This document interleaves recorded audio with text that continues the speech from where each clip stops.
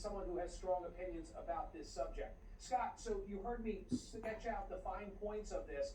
Union membership is in decline at a time when their popularity is growing. How do you see it? Are they the most effective means of dealing with these crises? Good to be with you, Michael. Something I think every young professional needs to understand, and that is the distinction between being right and being effective. And I think it would be hard to argue that the union's intentions to restore dignity to the American worker and have a fair living wage, it'd be hard to argue they aren't right. But the bottom line is they haven't been effective. Union membership's been cut in half. Of the 47 Western nations that have unions, 46 have seen union membership decline. It used to be 1 in 3 workers in the U.S. Now it's 1 in 10. In the auto industry, it's gone from 60% to 16%. So there's just no getting around it. The unions have been an ineffective construct, and despite the headlines of 330 Starbucks stores unionizing, not one of those 330 unionized stores has resulted in a collective bargaining agreement. In other words, it makes for a great headline, but the people on the front lines haven't seen their compensation move. So I would argue that unions, quite frankly, are a failed construct. Their intentions are noble and people support their intentions, but as a vehicle for registering or recognizing those intentions, they just haven't worked. So what's the alternative? I have a poll question today that asks, what's the best mechanism for protecting the working class? And the choices that I offer are the federal government, the free market, and labor unions. Well, the free market, market dynamics will always trump individual performance, but when you just let the market take over, which mentioned incumbents and corporations will urge, you end up with households where 1 in 5 households with children are in poverty. You end up with people living in their cars. You end up with child labor. So the marketplace is a key force here, but it's not enough. There are 2 former UAW presidents in prison because of corruption. There are thousands of unions. They don't coordinate. They're not effective. There should be one union in the United States, and it should be the federal government. And we should take minimum wage, and I'll propose this, from $7.25 to where it would be if it had just been scaling or tracking productivity, somewhere around $23 or $25. Michael, can you think of any one move the federal government could make that would reduce childhood poverty, obesity, blood pressure, suicide, male abandonment, diabetes, poverty, homelessness, than raising the minimum wage? And the incumbents will argue that this would damage the economy. And what we've seen in studies out of Berkeley and UC Riverside is that when you raise the minimum wage, as they did in California, New York, and Washington, you not only don't lose jobs, you gain employment and the economy grows. Because the wonderful thing about lower and middle income households is that when you give them additional money, they spend it. So since 2009, the NASDAQ's up 6-fold, CO pay is up 3-fold, and minimum wage is stuck at $7.25 an hour. There should be one union. The head of that union is Biden. $20 to $25 federally mandated minimum wage. You know that there are some businesses that are on the margin, and they say that if there were a federally mandated minimum wage, we wouldn't survive. Would it be worth it if some washed out in the long term? That's exactly the right question. So there's no free lunch. McDonald's stock would go down. Walmart stock would be pressured. A lot of restaurants would go out of business. And you know what, Michael, it'd be worth it.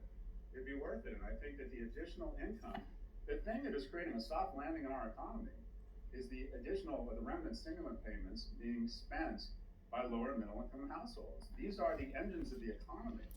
And it comes down to this: what kind of nation we want to live in. We want to live in a nation where the child income tax credit gets stripped out of the infrastructure bill, where the average 70-year-old is 72% wealthier than he or she was 40 years ago, and the person under the age of 40 is 24% less wealthy. Minimum wage impacts lower and middle income households and younger people who have all been on the wrong side of the economy.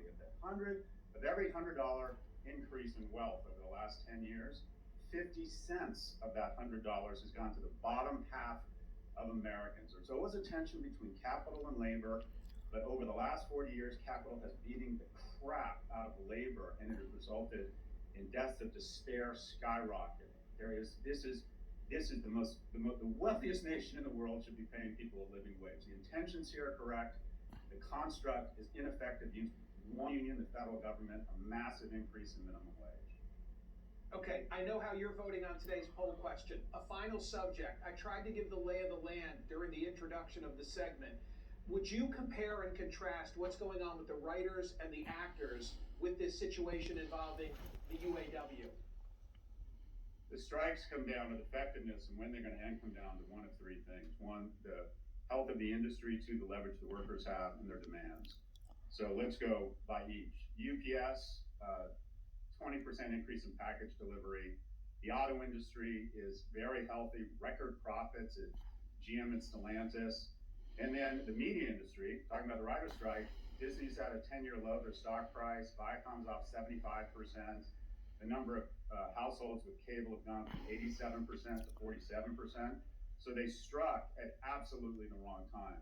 And then let's talk about the demands. The UAW just wants to restore their starting wage to where it would be with inflation. The Teamsters demanded a raise of $2.75 in air conditioning for their drivers. And then the Writers Guild is asking for a pause in technology and minimum riders. That would be tantamount to the Teamsters asking UPS to not do any research on automated driving or demand 2 drivers per van. So we saw the Teamsters strike get settled. I believe the UAW will settle. I think their demands are reasonable, and the auto industry has huge incentive.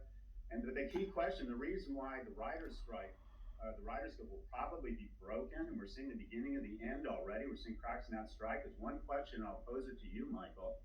You go to an auto lot in a month, you're not gonna have cars. You feel it the next day when UPS isn't delivering things. If you didn't know there was a writer's strike, would you know there's a writer's strike? They have no leverage. It's a great point. Hey, Scott, 30 seconds left. You kind of bum me out when you say, and you've written this, America is no longer the best place to get rich, but rather to stay rich. Final thought.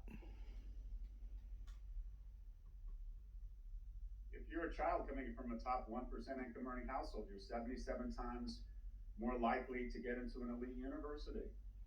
You can look at college attendance, still the biggest on-ramp into the middle class, and it scales perfectly to income. A kid from a 1% income earning household has a 1 in 100 chance of going to college.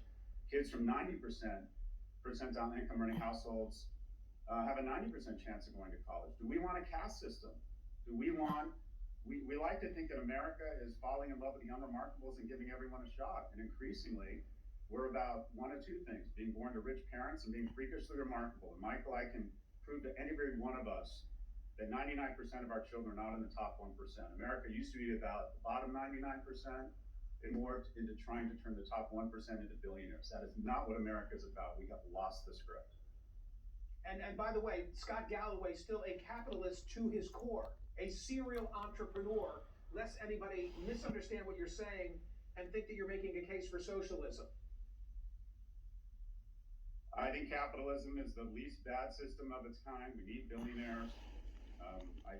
This is the basis of capitalism is unfettered full body contact, no competition, let companies go out of business, aspire to be wealthy. There's nothing wrong with that. It's wonderful. But at the same time, we need a certain level of empathy to rest on top of that with a progressive tax structure. The end of World War II, the top tax rate was 92%. When Reagan came into office, it was 77%. By the time he left, it was 27%. We have decided to transfer wealth, crowd wealth, to the top 1%. That is not what America is about. And yes, more capitalism works. I'm not suggesting anything different, but capitalism doesn't work if the bottom 90% don't feel like they have a fair shake. You end up with people on the steps of the Capitol, you end up with death and despair. That is not what America's about. To be continued. Thank you as always, Scott Galloway. Thanks, Michael. Social media reaction, I think, from the world of YouTube. Catherine, what do we have? It is